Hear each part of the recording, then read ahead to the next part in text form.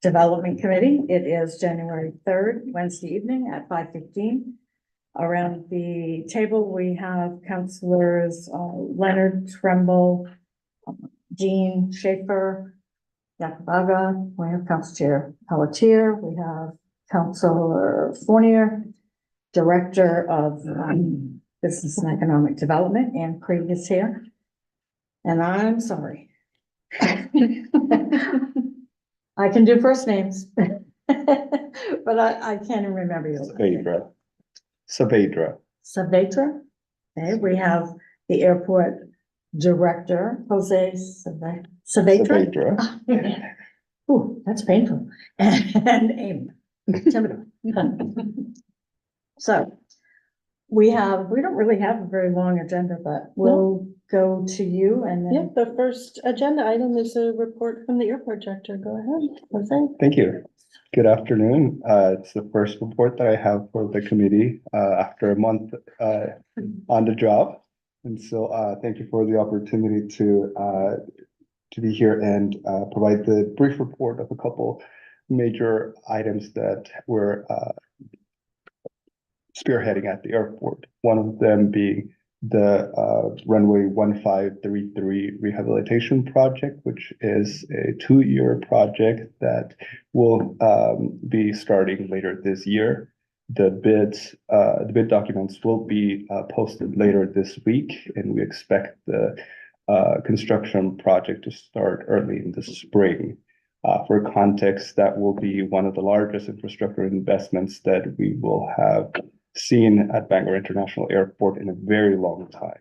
And it is going to help us continue to run a safe and efficient operation at the airport. The second item that I wanted to update you on is the terminal connector expansion project that we have at the airport, which will be adding an extra hold room. And we're still finalizing parts of the planning process, but it's moving along. And we also expect to have the project later this year up and running, which will put my team and keep my team very busy. And as we lead 2 big projects that are going to help us enhance the passenger experience at the airport and better serve our passengers. And the third thing that I have in my list, it has to do with the passenger, with the statistics for the airport. We are finalizing still the numbers. We will come back to you later this year. What I can say is that we are 2023 was a record breaking year for us. We just don't know by how much yet. So good news, but to provide a further detailed breakdown of the November numbers, which are the latest information that we have available, I'll hand it over to Amy Thibodeau, who's here with me. So I do have some more yellow for you, so you'll be happy. So November numbers, you can see across the board, we're in great shape domestic passenger traffic wise. Another record for us by about 3,000, a little over 3,000 passengers, 2,000 over 2021. And as Director Saavedra said, we are very close, and we anticipate, even just looking at basic numbers, that we will have a record calendar year, and likely a record fiscal year, looking at where we are right now. I know that early spring, we were looking at the economy and we weren't quite sure where things were headed because we were very close to those numbers, but we've stayed on track all year. And, kudos to our staff for being able to keep things as open as possible with the weather that we've had. These recent storms are always tricky for us. They did a great job. So November, December numbers look really good. November, if you look load factors, so it's the difference between the number of seats available, how many seats are actually sold. Our load factors are right where we would like them to be. We're 80s and 90s across the board, which is always a good thing to see. Our split between all the airlines is where we would want to see it based on the number of flights that each airline offers. We like to see those having a fair market share within the airport. So we're seeing, what we would expect to see, what we want to see there. Flights versus capacity, you can see the red and the blue are very close, to one another. So we know that we're selling the seats that we have. And so some of that is, as we've talked before, we've upgauged the size of some aircraft.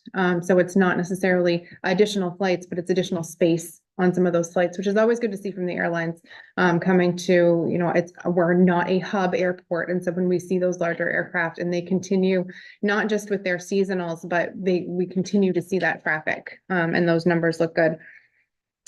Fuel sales, again, we're right where we should be. And then if you look at that parking lot vehicle inventory, November was pretty much neck and neck, with the previous year. And again, we're still seeing those Canadian numbers, that we like to see. So we're getting that catchment area. We made, a very focused effort on marketing advertising in Canada, as some of you might remember. And so I do plan to bring back, some more numbers for you once we have those for the holiday, season. So you can see some of that return on investment. As we've talked about, we're heavy on digital. In Canada, radio is very expensive, in the Canadian market, more expensive than TV is here, for us. So, we're using our dollars wisely. And we plan to continue that. So we do have a new, ad campaign that is out. So once we have a few of those put together, we'll bring those so that you can all see them if you have not seen them already. There is a strategy and a plan, behind all of that, and it will carry across, and carry through the next year.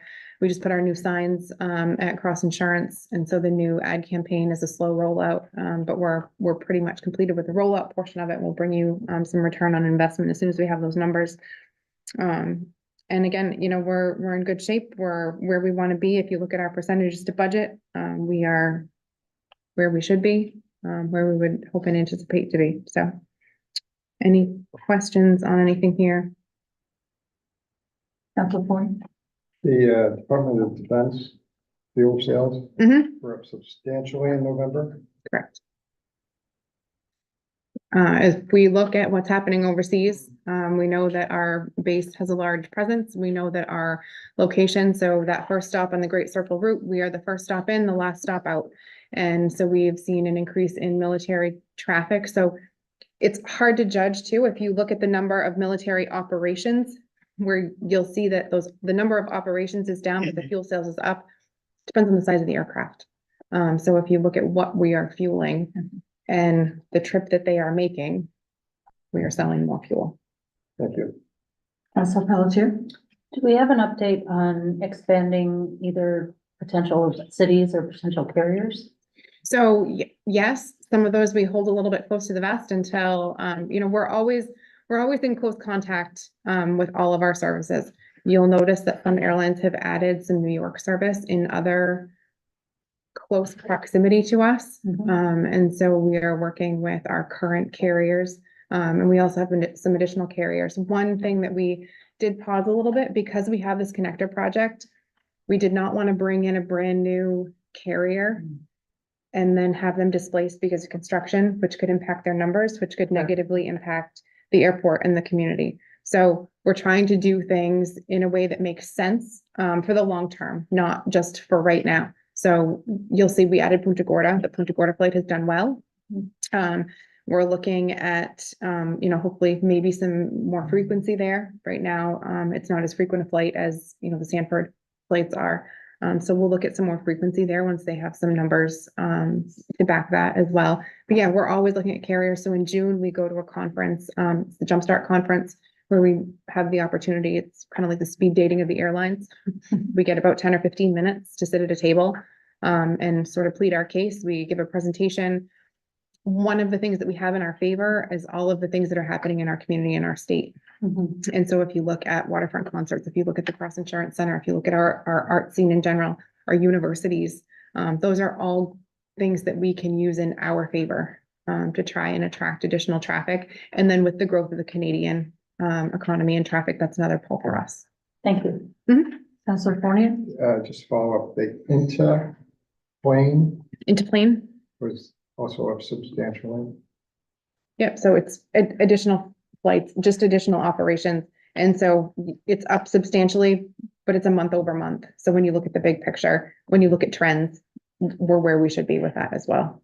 And budgeting moving forward, that's something that we always look at is, where we see growth opportunities and potential. and where we should be properly budgeting those revenue figures. And not to get into the weeds, but each one of these components is a different, so each one of these fuel categories, if you will, there's a different rate to that. There's a different, so, you know, DoD fuel, it's a contract that we have with the federal government, which does come forward, it went forward to the airport committee, but council is made aware of that contract. And so that's a set rate, and there are set rates with the airlines that we pay. And then Irving is our fuel supplier. We work with them, but we work with planners. So depending on the type of traffic. But even if you look at year over year, it's still, Mhm. but I didn't know if there was a reason why, or. I think in It- general, one of the things that we can see across the aviation industry is that it's booming. And so that's a good thing, because it enhances the work we're doing. The trends that we're seeing at the airport match with what the industry is doing. And another thing we've seen is with the FBO and GA operations since COVID, some companies have invested more in like timeshares for aircraft.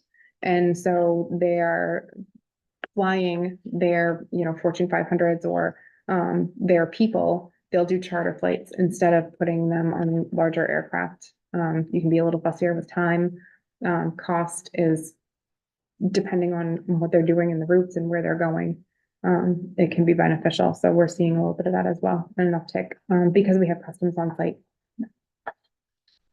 The Canadian market. When I've traveled, it seems like they get direct flights from Canada. So what is the draw? Is it price? So there are fees associated with Canadian airfare travel, with Canadian travel in general. But the taxes and fees that they pay are substantially higher. And a lot of those families have ties to Aroostook County, have ties to Bangor. And so they'll come down and anecdotally make a weekend of it. So that when they fly in or fly out, they're not just coming to the airport. They're coming down to visit family. They're coming down to shop. They're coming down to a concert and flying out or doing it in reverse when they come back. So a lot of it has to do with the region and just the generality that they have roots and ties to Maine. And we are the largest and closest airport to the border. Councilor Trumbull? This year, what's the plan for how often we're gonna get the airport report this year? The plan for, I'm Is it sorry. every, the month, quarterly, monthly, how often are we gonna get a report? I think it's, As needed, and if not needed, at least quarterly. Okay, Okay. in the interim, can we still get these monthly dashboards at the committee level? I don't. These are great, I mean, we've been getting these for a while. Can we get any stats on GA as far as number of landings or something like Yeah. that? So we can add in any Yeah. information. And so usually we ask, you know, new council. And so this committee is new for us in this format. So yeah, we can add in any additional information that you would like. We pretty much have at our fingertips. So I can add in FBO operations. We can also and give you the list of anything that you would kind Thanks. of like to pull from. Yeah. Any other questions, comments? Thank you very much. Thank you. thank you. Nice job. Yeah. Into it. Well, One month in. He said nothing but power failures.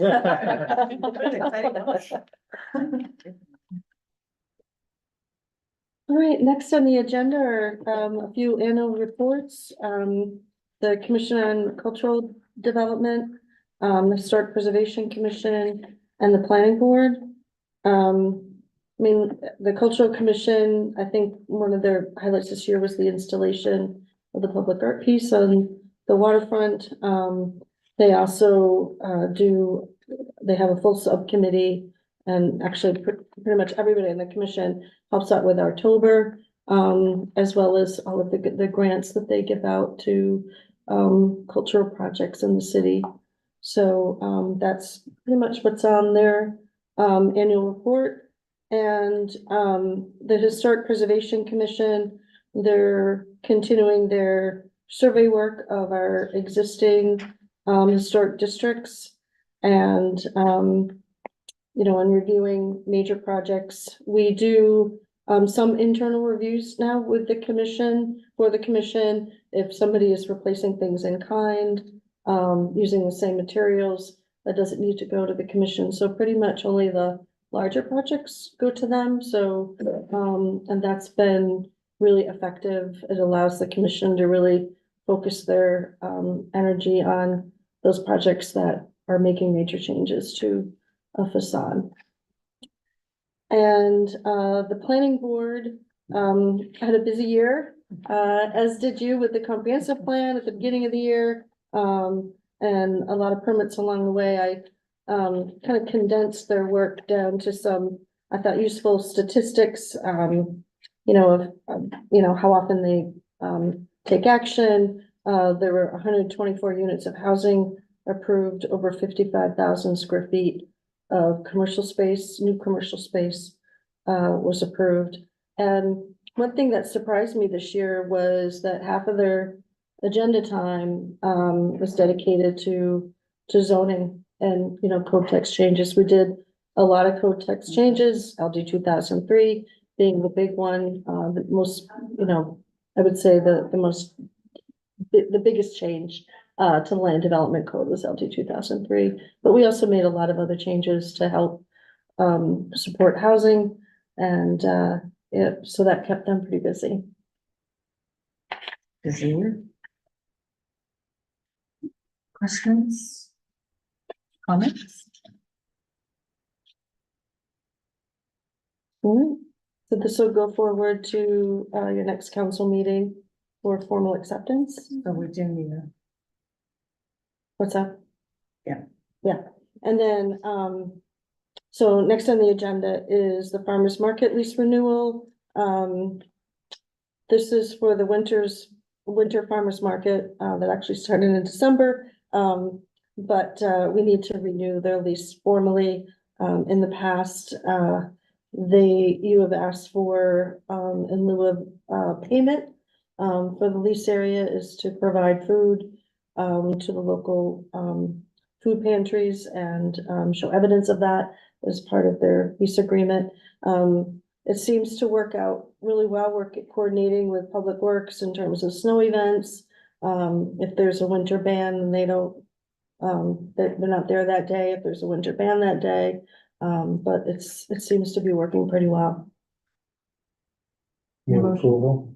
Second. It's been moved and seconded to request acceptance and move forward to council the farmer's market lease renewal.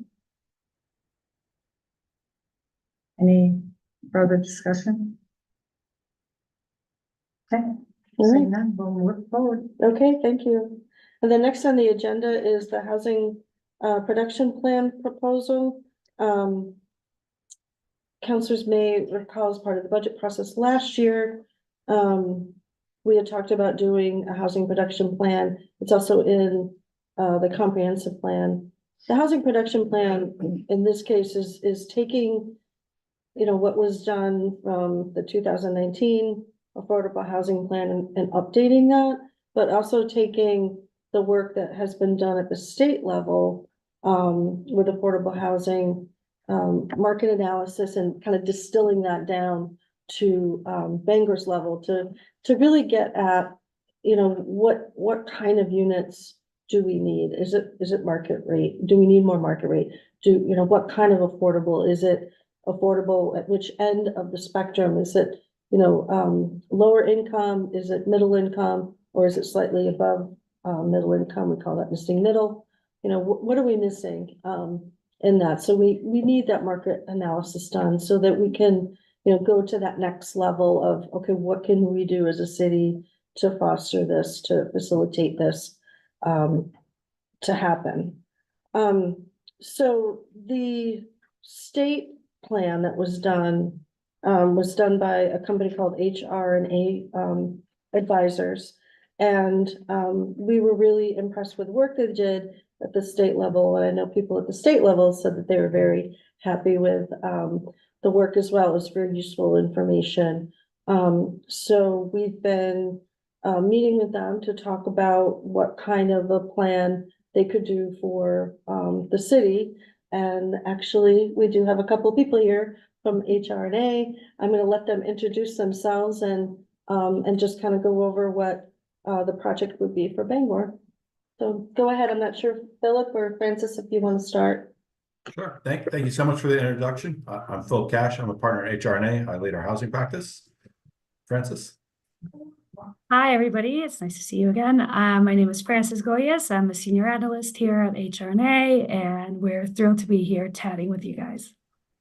So we're consultants and we're told we have 10 minutes. So we're going to do a very quick PowerPoint because consultants love PowerPoints. That makes us nice and comfortable. So we're going to pull up some slides and go through them. Happy to, please jump in, ask questions or interrupt at any point. Really, the point here is to answer your questions and be helpful.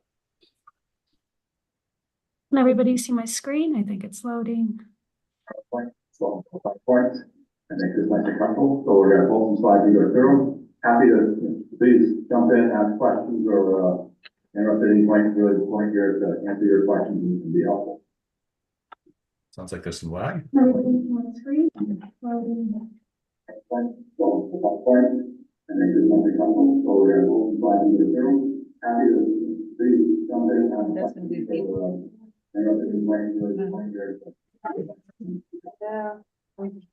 you just let them know we're trying to adjust the audio.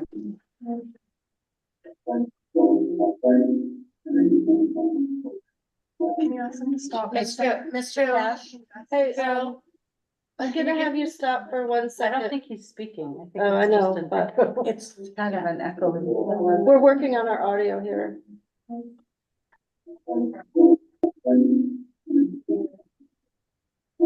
It's almost like.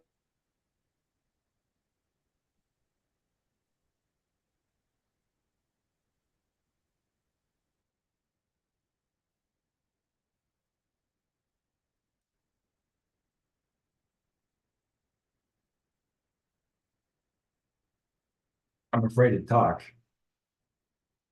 It's not echoing. They're muted. I think that's why. Can you give me a thumbs up if I should start going? Or should I wait? I don't see any thumbs, so I'm gonna be quiet. You're good. Okay, you're good All to go. Great. So as I was saying, we're consultants. Consultants love PowerPoint, but feel free to jump in, interrupt. We're happy to make this a conversation. Going to go through, at a high level, talk about who we are, who the team would be working on the project if we were hired, a little bit about our understanding of the project and how we think, what we think you want us to come at, and then what our approach is, and then of course more questions. Feel free to jump in, interrupt.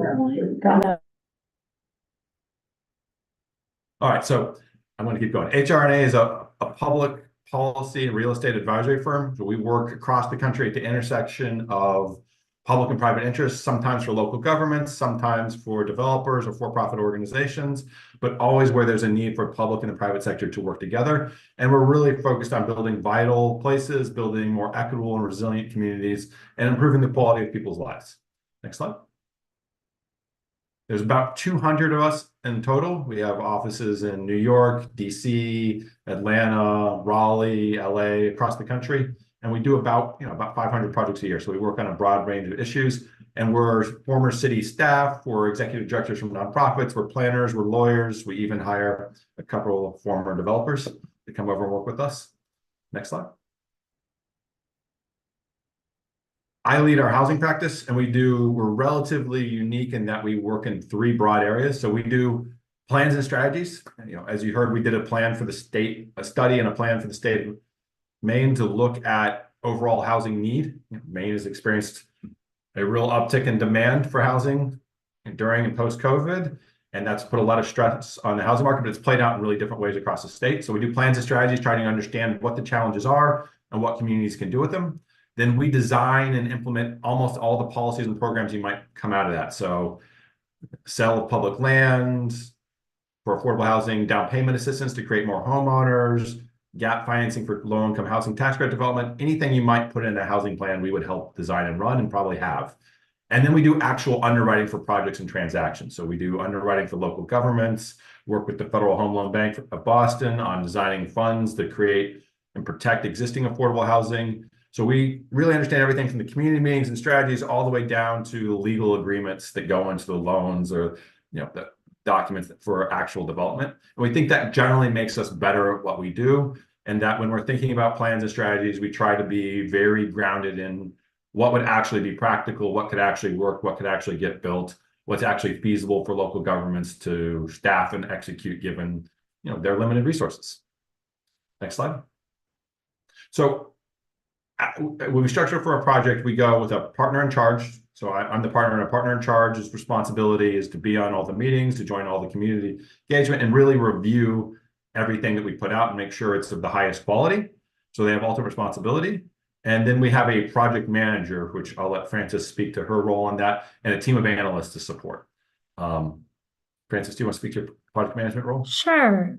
So as a project manager, I would be the main contact. So any emails, calls, chats, anything, I would be directly involved with that. And I would be leading our analysis as well as working with other analysts. Like Philip said, we have a team of over 180 people, of which we will be working with to make sure that we're using them in the best way possible to look at both the housing demand analysis as well as thinking about policies and strategies. With the goal, as Philip said, that ultimately these will be plans that can be put into action, that can be implemented, that can be underwritten into developments if needed. We will also have Christiana Whitcomb, who, and also led our work with the Maine housing study, and she will be serving as a senior advisor. Since it's early in the year, she's still on vacation, but we're very excited to continue working in the gorgeous state of Maine. And I'll continue, and I think we got the echo covered, but please, if you ever want to ask anything, just wave the hands. Or project understanding, like Anne mentioned, this really builds off of the 2009 housing plan, the comprehensive plan, the state housing plan, as well as the recognition that a lot has changed in Maine and in Bangor since 2020.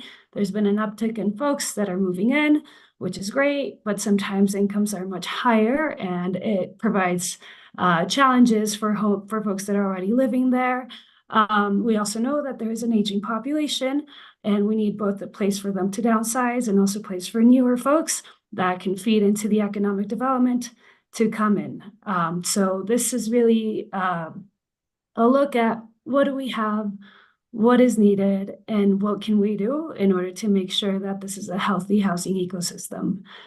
For the project approach, we're envisioning a 6-month process. This begins with a project kickoff, which of course we will be talking to you about a specific date, but we're envisioning early February for a start. The kickoff will include a review of prior housing plans and assessments, really honing down on the main objectives, thinking about community engagement, setting up a housing working group, and setting off a clear timeline into the next steps. Task 2 is really the residential demand and market analysis, followed by the strategies and priority setting. And I know we have also talked about a potential add-on for a workshop on actual sites to be developed, but we will leave that up to you all. Again, for the residential demand and market analysis, we look at census data, both the 2020 census, but also the communities, the American Community Survey and other sources. We will look at recent sales, our renters, CoStars, et cetera. We use a variety of data sources to really hone down on what is happening locally. Of course, we will also chat with both developers, officials, nonprofits, and other folks that can inform us and make sure that the data does line up with the reality that we see in town. We will, of course, be meeting with the housing working group as we do this to share our findings and to, again, make sure that everything is being said accurately and we're pinning down the right points. Yes. Please. I hate to interrupt, but I may forget if we get beyond where you get your data. Do you mind if I ask a question about your data resource? I know you use CoStar, which is a vendor sister to LoopNet. And do you use them for commercial multifamily sales? I just was curious when I read CoStar as part of your data research. And also I know you use Zillow and Redfin, but I know the state of Maine MLS system processes probably 99% of the sales, and they have a lot of statistics related to Bangor and other communities as well as the county. So I wondered, I didn't see that in your list. Do you use the state MLS data? We love to use MLS data. So anytime we can, we will absolutely use it. It requires the real estate agents, brokers to share it with us. So they were not able to share it with the state in a timely manner. So we weren't able to use it in the same way we would like to. We would love to use that data. We think you're right, is much more accurate data on the single family side and small side than we can get for anything else. And we're happy to sign any agreements we've done it with some states, we've been able to get it. We're happy to sign agreements about not using the data for other commercial purposes besides the study or any non-disclosure that they need us to sign so they feel comfortable that we're not going to profit off of it. But you are 100% correct, and we would love to use that data anytime we can get hold of it. Okay, maybe I can help with that. Beautiful. Already off to a great start. So like I was saying, after we are done really getting a clear picture of what the market looks like, and again, especially given the changes from the pandemic, we move on to the strategies. So we present the data to you all who know much more than we do about the local town dynamics and the priorities needed. And we use that to really guide the questions of what are the priorities, what are the goals that we want to achieve? And of course, making sure that we have a million potential goals, but making sure that we find a few that are actionable, that we can implement, and that we can do that within a reasonable time frame. So we will again be working with the housing working group to identify them. And after this, we will develop a list of tools, policy, strategies that can best suit meeting these goals. This will include, what is the main, again, goal trying to be achieved. And for example, in Maine, we know, and in Bangor especially, access to homeownership, particularly for folks that are younger, is increasingly difficult. So we can chat about, okay, is there a down payment assistance program? Can there be, how can the state or resources from town be used to support those homeowners? Can there be a supply side program for this missing middle housing? What else can we leverage? And once we have this preliminary list, we, again, through conversations with the city, with community stakeholders, we will hone down on specific tools that we will then fully draw out, including who will be implementing, the potential timeline for implementing, and the resources needed to do it. And again, we try to keep it short and sweet. So ultimately, we will share, there will be a lot of PowerPoints, I believe, but ultimately you will have a small report that really lists both the housing analysis that we have, but also really draws down on implementable goals and priorities. Questions, comments? Councilor Trumbull? I appreciate the conciseness and brevity of the PowerPoint. Of course. Anyone else? Councilor Leonard? Yeah, I do have a few questions, and it's more so related to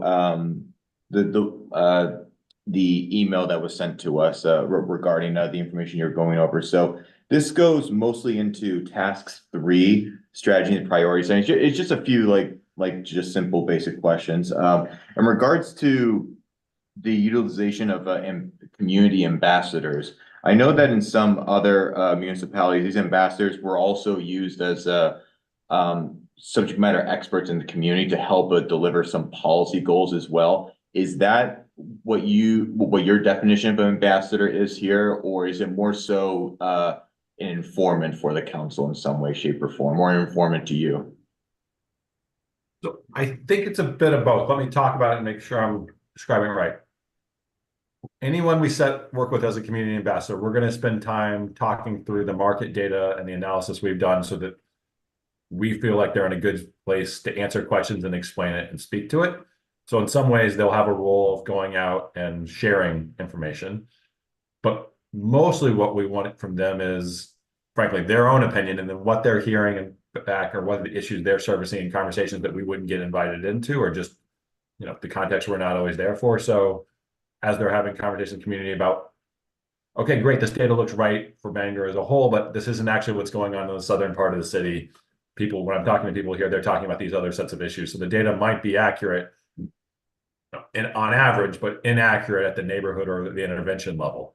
So we're trying to get feedback on that's really on the market assessment side. On the tool side, I think that'll be a bit of them explaining what the tools are at a high level. We're not going to ask them to be deep experts on, you know, how to structure mortgage financing, but, you know, we wanted to be able to say, we're talking about the city making a loan of up to $25,000 that would be repayable up to 10 years, so that people get a sense of what, like, both the scale and the terms of what we're proposing.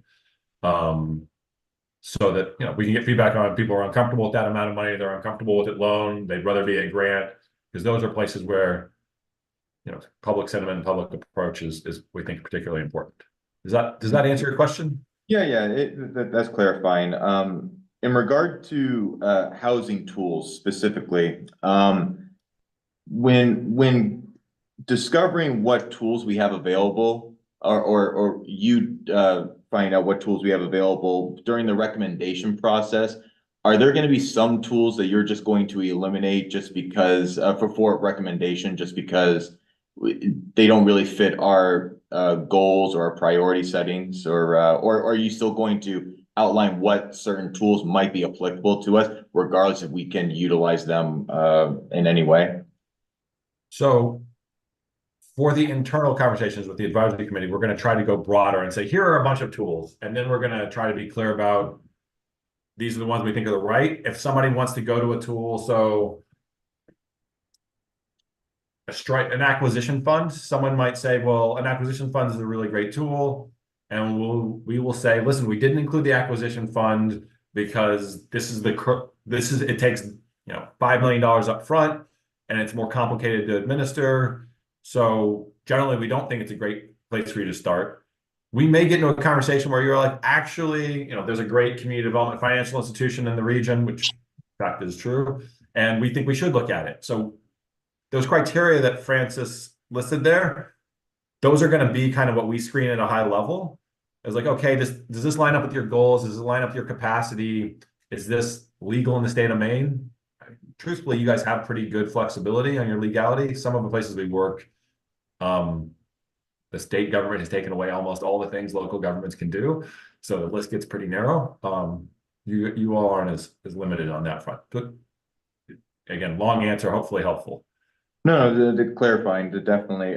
So one thing that we just did, we also had an economic evaluation of the city as well. And two of the big clarifying things that I took from that meeting personally was we need to invest more into the development of our healthcare, and also into workforce housing for younger people specifically. So that's already something that we know as a municipality. Are you going to go in with that information into what your market analysis is and whatnot prior beforehand, or are you not going to consider that until after you've done a broader market analysis?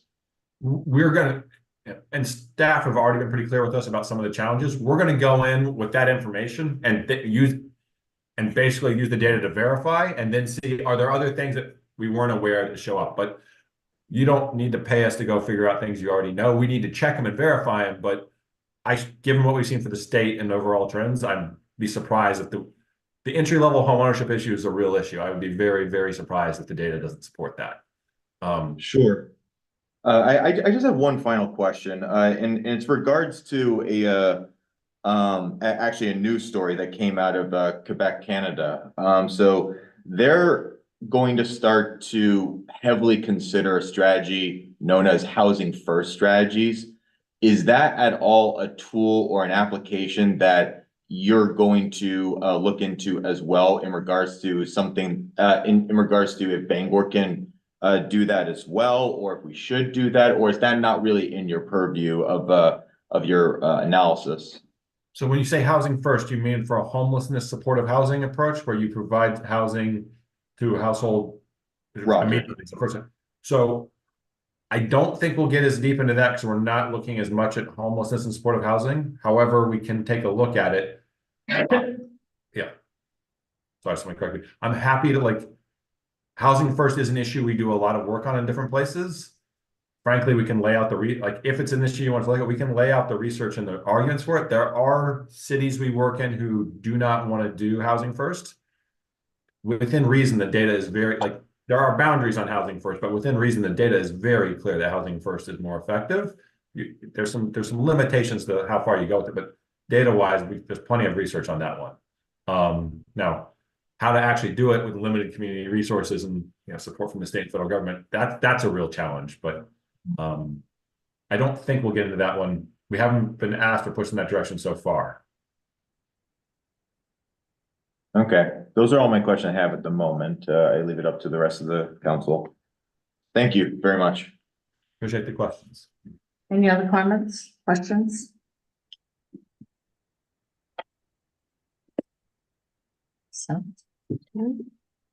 So, staff is requesting, the committee approve us for us to move forward. Working with HRNA. Actually, what was the price of the bid? 75, I yeah. move approval. Second. Okay, it's been moved and seconded. Just a clarification, this is with, relief from funds we're paying for this study? That becomes the question. Oh, I thought it was in that was the record. So there are two pockets of funding available. We did carry forward some money from the fiscal year 23 budget. As we all know, community and economic development has been understaffed, and we have some savings this year. Between those two pockets, we could certainly fund it, or if the council would like to continue on its, you know, dedication to housing and ARPA, we could certainly use ARPA money for it as well. It's whatever the, Yeah, I would say use the city money first. I would say Yeah, use then I the think city so. money I first. was just curious what the plan was. That Yeah. sounds good to me. Okay, So it's Thank been moved and seconded that we will move forward with this and use city money to pay for it. You want me to move item 2 to accept the annual report? As soon as we finish this one, we have to go back to that. Oh. So is there any further discussion? Just a Councilor Yaffe? comment, I want to follow up on Councillor Leonard's comments about housing first model. I feel like we don't want to leave things hanging if this is something, and I feel it's important to refer to this model as a guide in a way, because when we talk about affordable housing across the board, so we're talking about every single part of our community. So I feel it makes sense that we refer to this model when we do this study. So I want to go back to council members to see where we are, because I feel we don't want to leave here before we, maybe if we want to, you know, focus on this as a part of the study. Councilor Trumbull? Well, I kind of thought the way it would work is kind of the opposite way, that they would do their report and they would have a recommendation if they thought housing work first was appropriate for Bangor. I mean, I think they're gonna do an inventory. Here's what you need for this type of housing, here's what you need for that type of housing, and here's how we recommend you get to that point. So I think if it's housing first for homeless people, or if it's more downtown apartments for, you know, workforce housing, I think that I'm guessing is that what this report's kind of getting to? Am I misreading what we're asking them to do? And yeah, no, I think it was not. He thought like it was not basically, you know, and I'm not saying that, you know, the whole study is gonna be just on this, but to include it in the study. I feel it's like, you know, and I don't think it was a part of the study. I don't think it was. no, it was more looking at doing the market analysis to see what kinds of units that we need. You know, the housing first, is, you know, one of many different tools we can look at. Yeah, I mean, like, to include it, of course, again, I mean, there will be, you know, a lot to this study, but maybe to focus on this as well as a part of the study. The effectiveness of this model. I'm not, So, the can- federal apples and oranges, Right. though, Right. like, we're talking about two different things, like, Yeah. it sounds to me more like an inventory. Here's what you have, here's what we find is lacking, and they may very well say what you are lacking is low-income supportive housing, that it's not about adopting a model of housing for our Mhm. unhoused, but it's about the broad look at all of What can we do? what can we do? What do we have? What do we have?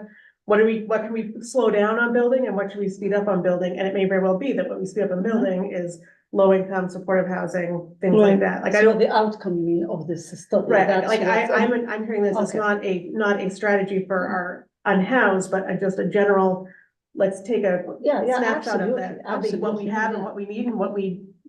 You know, if it comes back and says, no, you actually don't need more single family homes, what you need is more apartments for young people, then we can spend our dollars wisely and build what is actually needed and not go into the wrong Correct. direction. Just to the question, like, I think that was an accurate description of what we propose to do. Looking at the concept of housing first, though, we're happy to include that in the report and describe it and talk about some of the, like, where it applies and some of the merits of the approach. I don't think we would get into developing a whole housing first strategy, but I think talking about what housing first is and why it has gained such traction, and we're happy to like lay that out and include it in the report. That would be good. Thank you. That's good. Yeah. Any other comments? Seeing none, it has been moved and seconded, and we will move forward Thank you. with city money. Thank you very much. $5,000. Yeah. Gotta get that in there. And if there are no objections, it will have passage. We do need to go back and Thank you, Phil. Thanks, you guys. on Thank item you all. on item 2, we just need to have a request. They request that we receive it and move it forward to council action. So I move the staff recommendation on the annual reports for CCD, Historic Preservation and Planning Board. Second. It's been moved and seconded. Is there any discussion, objections, questions? Seeing none? It will be noted as received and move forward to council. Thank you. Do we have anything else on the agenda? No other business. Thank you so much. Okay, well, thank you. Seeing none, we are adjourned at